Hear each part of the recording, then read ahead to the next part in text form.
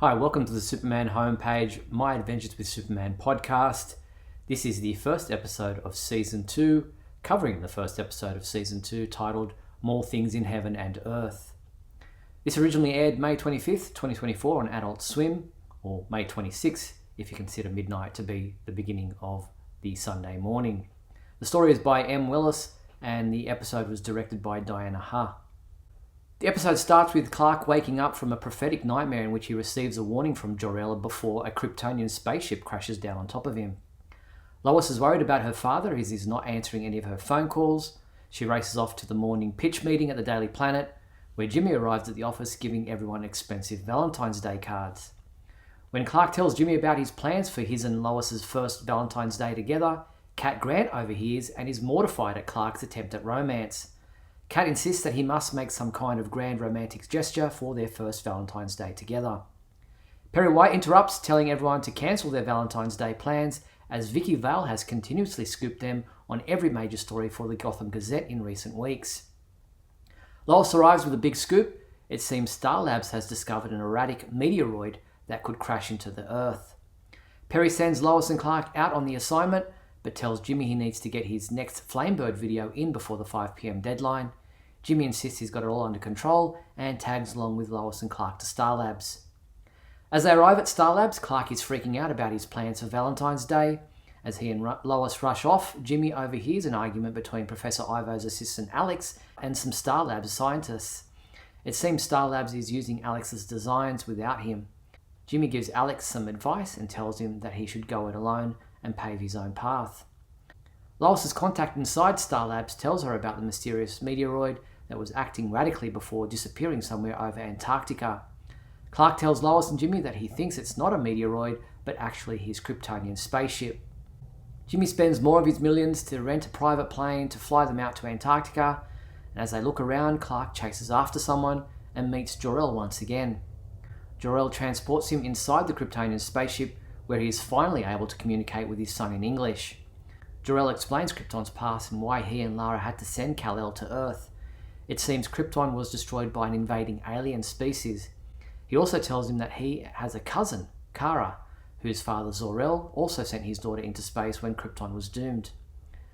Meanwhile, Lois and Jimmy find the spacecraft and enter via a hole in the side. Jor-El tells Clark he's running out of time because the ship's Brainiac system is trying to eliminate the kryptonite infecting it. It seems there are invaders on board the ship. Clark thinks Jor-El is referring to Lois and Jimmy. As the ship's security system chase after Lois and Jimmy, they hide and realize they're not alone. Amanda Waller, Agent Wilson, and somebody else called Damage are attempting to steal the Kryptonian technology. Lois realizes Waller has captured her father and is holding him prisoner.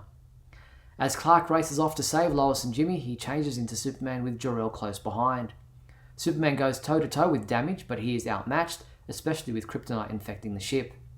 When Amanda Waller sees the effect the green glowing rock has on Superman, she instructs Wilson to retrieve it. Jimmy manages to grab it first and encases it within the orb in which Lois first discovered the kryptonite, shielding Superman from its effects.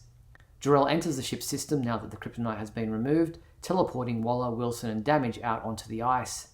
The ship transforms into a floating fortress. As father and son have an emotional conversation, Jimmy realizes that he's missed Perry's deadline. The Jor-El AI is being destroyed by the kryptonite poisoning. He instructs Clark to find the trans-dimensional gateway that was sent to Earth 22 years ago to help him locate his cousin Kara. Jor-El tells Clark how proud he is for becoming the man he has become, and then vanishes out of existence. Sharing a quiet moment together, Clark asks Lois if it bothers her that he's not human. She asks him in return if it bothers her that she is. He takes her in his arms and flies up to a romantic moment staring at the Aurora Borealis.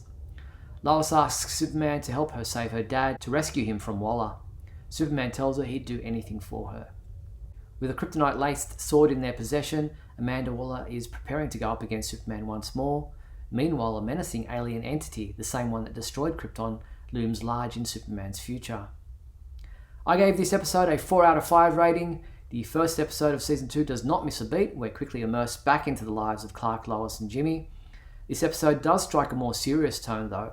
While there are some comedic moments, I loved Clark's mention of "Can you read my mind?" as a poem idea. There's more drama and action than what I remember from Season 1.